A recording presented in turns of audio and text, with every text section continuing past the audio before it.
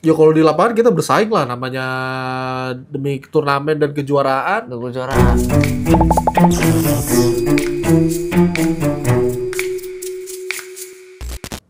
Oke, halo semua sporters, apa kabar? Nah, ketemu lagi di episode terbaru dari Ngalor Ngidul Podcast Olahraga ya. Ya. Bareng gua David sama Gua Anggi. Oke, Anggi. Apa kabar Oke. nih? Ya, baiklah sekarang. Oke. Udah memasuki akhir-akhir Januari ini ya. Ya betul. Jadi kita hari ini itu ngebahas. Oh, bentar dulu. Gua ngeliat lu pakai bajunya biru-biru ini, biru-biru. Kan cerah kan? Gue kayak inget kayak Coba. turnamen tenis Grand Slam loh. Ya, yang apa? apa nih? Yang mana?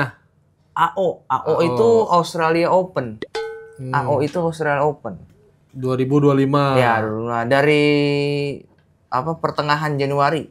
Ya, memang lagi bentar lagi, panas-panasnya ya, ya, panas, lagi seru-serunya. seru-serunya. Tapi mau bahas yang mana nih? Nah, itu dia. Kalau gua kepikirannya sama ini nih.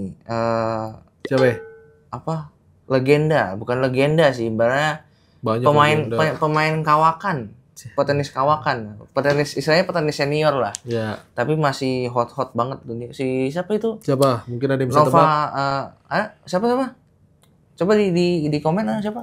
Oh, Siapa? Novak Djokovic. Ya, Novak Djokovic. Gua ngasih pertanyaan sama lu, kalau Novak Djokovic sudah berapa kali masuk semifinal Grand Slam? Aduh, ntar gua tiba-tiba cek dulu nih. Biasa kan gua kebiasaannya suka nyontek. Udah lama, pokoknya gua kasih tau kemarin dia Berapa tuh? mencapai 50 semifinal Grand Slam-nya. Itu rekor ya. Itu 50, dia ngapain aja tuh? Nah, itu dia. Tapi mantapnya Djokovic yang sudah berusia 37 tahun. Nah, itu kan. Petenis asal Serbia ini bisa kalahin Carlos Alcaraz di partai perempat final. Itu gue yakin pasti pada jagoin Carlos Alcaraz kan. Iya, cuma Karena kan dengan performanya saya udah kelihatan kan dari Djokovic, tapi kenyataannya adalah Djokovic masih membara. bergaya, iya. Ternyata dia masih membara di ajang tenis Grand Slam ini. Nah, ya kan? itu kayak gimana ya, maksudnya di luar prediksi sih, di luar ini gitu. Semua pada pengennya kan Alcaraz yang menang. Ya. Cuman tiba-tiba Djokovic itu kayak bener-bener dia kayak punya stamina tersendiri gitu, punya. Padahal kalau gua nonton kemarin yang sama Carlos Alcaraz tuh, dia sempet di set pertama dia sempet dirawat dulu tuh cederanya. Oh, cedera. Dia sempet cedera tuh di set pertama atau berapa gitu kalau gue inget. Dia set pertama cedera, tapi setelah itu bangkit lagi. Kan harusnya kan performanya menang Alcaraz kan karena Djokovic cedera, tapi kalau nggak tahu ya karena pengalaman kali ya Djokovic ya. Nah, itu mungkin jadi poin plus ketika petenis yang udah berpengalaman banyak, itu pengalamannya itu. Iyalah, 37 tahun, gila. Iya, itu. 37 tahun tapi masih ganas di Grand Slam. Iya, Kan masih luar bener-bener biasa. itu. Aduh. Itu dari ATP, dari WTA-nya. Dari Ada nggak? dari WTA kita ngebahas soal ini loh, lu kalau misalkan gua intermezzo sedikit ya, lu misalkan kalau ketemu sama temen lu ya kan, misalnya main tenis ketemu sama temen lu, perasaan lu gimana tuh? Ya kalau di lapangan kita bersaing lah, namanya demi turnamen dan kejuaraan. Nah, Kalau gue bersaing, tapi kalau di luar lapangan ya oke lah temenan. ya. Nah, bicara soal temenan itu kemarin itu si Ariana Sabalenka. Arina Sabalenka. Dia kemarin emang ketemu si Paula Badosa ya kan. Itu best friend-nya katanya, best friend-nya. Dia best friend ya? Iya, itu temenan. Jadi keren sih. di luar lapangan tuh mereka kan kayak shopping bareng. Bahkan ketika ngalahin tuh si Ariana ngalahin Badosa kan waktu di semifinal, dia bilang, saya berharap bahwa abis ini kita masih bisa temenan. Oke lah, emang mungkin dia akan marah sama saya, marah. Cuma abis ini ya semoga bisa temenan lagi, bisa shopping bareng lagi segala macam. Tetap profesional ya? Iya, tetap profesional. Gitu. Tapi kalau itu dari Arina Sabalenka, kalau gue udah ngangkat dari Badosanya, dia ini kan sempet menghilang kan katanya dari sempat. Grand Slam itu sudah berapa kali dia sampai tersingkir dari 100 besar WTA. Berapa tahun itu dia? Wah, itu kayaknya udah berapa tahun tuh kayaknya udah. Nah, dia sempat balik lagi sekarang. Kayaknya dia bisa masuk 10 besar setelah ketemu sahabatnya ini si Aryna Sabalenka. Gue justru baru tahu dia baru sahabatan sama Aryna Sabalenka. Wah, itu emang udah dari kapan itu? Pokoknya mereka udah bestie lah. Yang gue salutin dari Paula Badosanya adalah dia ngalahin Coco Gauff peringkat 3 dunia dikalahin kan sama. Itu andalannya tuan rumah itu Coco Gauff. Iya, maksudnya seenggak nyangkanya kan harusnya pasti kan yang di atas angin kan si Coco Gauff kan, iya. Tapi seenggak nyangkanya adalah si Paula Badosa mungkin karena gue nggak tahu ya, mungkin karena Paula Badosa termotivasi kali.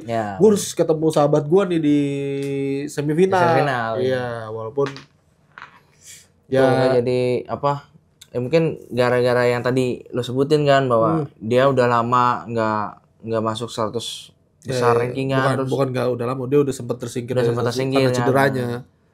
Mungkin itu juga yang menjadi tambahan motivasi bahwa gue harus melangkah lebih jauh nih di turnamen ini. Gue harus comeback nih tahun ini gitu kali ya kan. Oke, tadi ATP, WTA udah nih, ya kan? Tapi ntar dulu nih kan seperti ngomongin sahabat, gue jadi inget si Zheng Qinwen. Zheng Qinwen kan sempet ngomong tuh dia nggak mau sahabatan di turnamen tuh karena apa tuh? Dia tuh takut beban katanya di turnamen, karena kalau melawan sahabatnya tuh dia takut beban atau gimana, tapi dia tetap apa sih namanya welcome gitu, tetap respect dengan orang-orang turnamen di Grand Slam-nya itu sih. Itu yang ditakutin Zheng Qinwen kalau memang bertemu sahabatnya dilawan mungkin terlalu beban kali seperti itu. Itu sih yang gue inget. Kalau karena ngebahas persahabatan kan. Persahabatan nih, Mas. Nah, kalau ngomongin soal Zheng Qinwen sendiri itu ya tadi gue juga sempat ngebaca bahwa alasannya dia tidak mau istilahnya bangun pertemanan gitu, itu karena ya ketika dia istilahnya ketemu sama temannya dia nih, katakan si A, ya kan, Zheng Qinwen ini merasa bahwa mentalnya akan terganggu, fokusnya akan terganggu, jadi kayak ini harusnya gue mukulnya bisa masuk poin nih, tapi karena dia lagi main bagus, kayaknya dia harus menang, jadi kan jadi ragu gitu, agak berat, ragu. Bener kan? Jadi berat kan, maksudnya antara gue kasih karena lawan sahabat, gue kasih atau enggak nih daripada persahabatan gue berantem ya kan? Itu. Ini karena itu kali. Jadi kayak ya gitulah. Kalau Zheng Qinwen juga, ngomongin Zheng Qinwen nih, ngelihat nggak yang waktu di Australia Open kemarin, dia kan biasanya kan kalau di Australia Open tuh ada eksibisi gitu tuh, ya kan? Dia partnernya sama Djokovic. Nah itu banyak sekali sih momen itu idolanya kali. Bukannya idolanya itu. Idolanya Zheng Qinwen adalah Djokovic. Gue baru tahu nih, tapi kayaknya Djokovic juga ngomong suka sama, maksudnya ngeidolain si Zheng Qinwen juga kayaknya. Tapi sayangnya Zheng Qinwen ini sih dia tersandung sih di Australia Open ya. Sayangnya seperti itu ya. Coba dia bisa melaju kan, Djokovicnya tambah seneng idolanya udah maju. Tapi mungkin kalau gue lihat Zheng Qinwen juga senang kali karena idolanya masih bisa sekarang kan. Iya, masih bisa sampai sekarang gitu, sampai bener-bener. Gue juga heran kenapa Djokovic masih belum pensiun deh. Nah, itu 37 tahun. Masih padahal rekan-rekannya dia yang dibilang Big Three itu udah pada bye-bye semua. Udah pada. Gue heran, Djokovic emang mantep sih dia tuh, Djokovic. Ya itu emang dia staminanya sih. Tapi kalau dia tuh support system. Tahu support system kan? Iya. Nah, itu support sistemnya Djokovic tuh kalau yang gue lihat di Australia Open, anak-anaknya. Jadi kayak ada momen tuh waktu di perempat final, ya kan, yang abis dia di interview kan. Nah, dia kaget betul ngeliat anaknya. Kok lu masih pada bangun? Udah jam 1 malam ini. Kapan mau pada tidurnya gitu? Kata Djokovic bilang kan. Itu benar-benar kayak ya support sistemnya dia mungkin saat ini sih anak-anaknya. Iyalah, karena kan memang sudah berusia seperti itu kan, mungkin pikirannya ke anak-anak kan. Terus apa lagi nih? Bahas apa nih? Nah, abis ini kan Grand Slam pertama di tahun ini ya, Australia Open kan. Nah, kalau di dalam setahun itu tenis itu ada 4 Grand Slam. Oh ya, mungkin gak ada yang tahu nih Grand Slam itu apa aja turnamennya. Grand Slam itu kayak ibaratnya kayak kejuaraan dunianya olahraga lah. Kalau misalkan ngomongin Grand Slam itu kayak kejuaraan dunianya olahraga lah. Kan tenis kan olahraga. Kagak maksudnya Kejuaraan dunia olahraga tenis. Nah, ya. Gitu. Nah itu abis Australia Open itu kan ada 4 nih. Ya, ini pertama nih sekarang lagi jalan Australia Open udah selesai kan. nih. Australia Open udah selesai. Next siapa? Next itu ada Roland Garros. Roland Garros itu bahasanya French Open. Itu biasanya di Prancis sekitar bulan Mei sama Juni. Oke, next Juni, gitu. Ketiga. Nah, next ketiga ada Wimbledon. Wimbledon itu Agustus ke Juli ke Agustus. Ya. Juli ke Agustus itu. Keempat, terakhir ditutup di US Open. US Open itu September ke Oktober. Makanya petenis-petenis itu pada mengejar 4 Grand Slam ini ya. Nah, itu kalau ngomongin soal Grand Slam, hadiahnya luar biasa. Iya, memang prize money-nya luar biasa. Nah, intermezzo ya. Kalau ngomongin prize money-nya gede, nah, gue kemarin sempat baca juga ini flashback ke si Sabalenka flashback sama Sabalenka ke Badosa. Ya kan? Sabalenka kan tadi bilang kayak gue berharap gue masih temenan nih sama Badosa. Kan? Badosanya bilang, ya gue sih nggak masalah asalkan lu nanti traktirnya yang mahal gitu. Karena kan gue tahu pasti uang lu banyak gitu. Berarti Badosa udah minta jatah ya? Iya, udah ready jatah. Permintaan maaf, Dia udah ready jatah dari Sabalenka.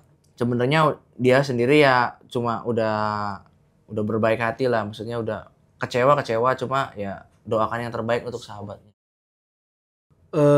Tahun buat pecinta tenis nih terutama tahun ini itu. Mungkin sudah selesai Australia Open, nextnya kemana? Roland Garros nih.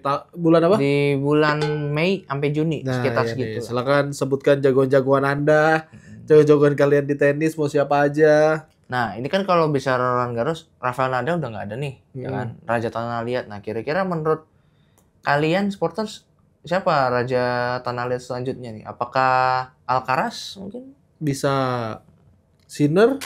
Oh iya Sinner lagi naik ya, peringkat 1. Aduh ya. Luar biasa dia. Ya kan?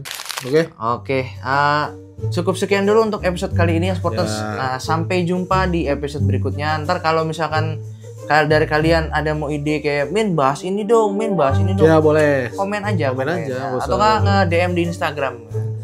Jangan lupa terus buat penonton Sporters nih kalau nungguin podcast kita jangan lupa setiap Selasa malam kita bakal tayang. Jadi ditungguin aja setiap Selasa di jam 7 malam. Ya, silakan di YouTube iSport ya.